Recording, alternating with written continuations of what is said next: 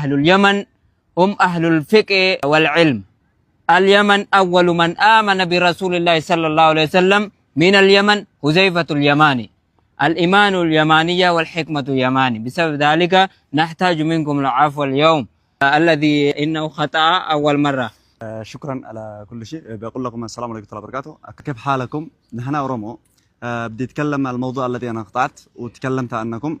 أنا غاضب تكلمت. أوكي أنا غاضب. دخلت يعني نزلت أشوف كل اليمنيين يسووا الفيديوهات ينزلوا ترن على الموقع على كل حسابهم على فيسبوك على وعلى فيسبوك تيك توك. على تيك توك ينزلوا أيوة. على كل مكان. بعدين شفت أنا غاضب تكلمت.